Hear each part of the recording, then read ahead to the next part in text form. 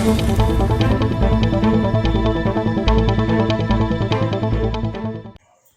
मैं अंकिता। स्वागत है आप सभी का यूपी टुडे में। इस बार गर्मियों में क्षेत्र का पारा अधिकांश दिनों में 42 से अधिक ही रहा। वहीं अधिकतम तापमान 45 डिग्री से भी अधिक पहुंच गया।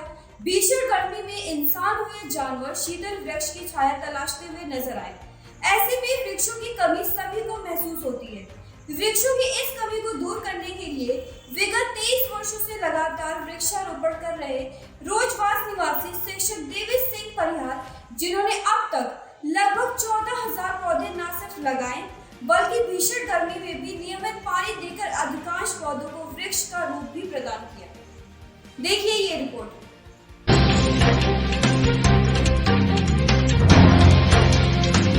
आपको बता दें, रोजवास निवासी शिक्षक देवी सिंह परिहार ने कई वर्षों से विद्यालय, महाविद्यालय, मंदिर, थाना परिसर आदि शासकीय, निजी एवं सार्वजनिक स्थानों पर हजारों पौधे लगाए हैं, जिनमें से अनेक वृक्ष का रूप ले चुके हैं।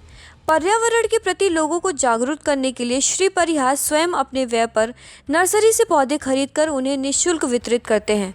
उन्होंने नीम, आम, अनार, बरगद, नींबू, अमरूद, इमली, सीताफल, संतरा आदि अनेक प्रजातियों के हजारों पौधे वितरित किए हैं।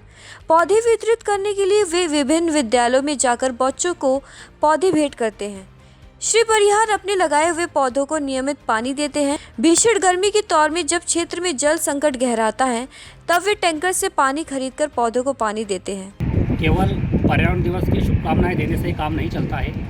आज के परिवेश में जो हम ये तापमान देख रहे हैं, इस तापमान में कितनी अधिकता हो गई है, इससे आप सभी लोग जानते हैं। आज का जो समय है, इस गर्मी में भयंकर गर्मी का सामना हम सभी लोगों को करना पड़ रहा है। ये स्थिति क्यों बनी, क्या कारण रहा जो पिछले 10-15 वर्षों में या और पूर्व समय की अपन अगर तुलना करते हैं तो आज का जो समय है वो काफ़ी भयावह समय है।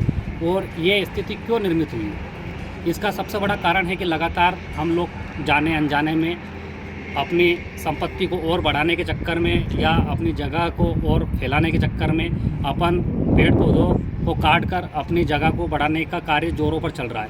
लेकिन उसके विपरीत अपन लोग कहीं पे भी जितने पेड़ अपन ने काटे उतने पेड़ अपन कहीं पे भी लगा नहीं रहे, जिससे आए दिन लाखों पेड़ कट रहे हैं, पर्यावरण का संतुलन बिगड़ रहा है। उनकी इस देखरेख का नतीजा है कि उनके गांव के आसपास का एक बड़ा क्षेत्र भीषण गर्मी में भी हरा भरा दिखाई दे रहा है।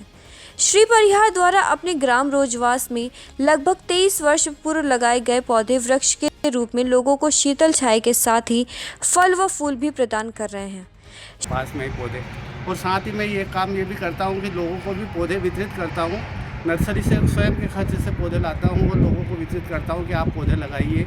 और इस तरह से मुझे ये कार्य जो है बहुत तीव्र गति से ये कार्य चल रहा है। और पौधे जब बड़े हुए हैं तो मुझे आत्मसंतोष मिलता है।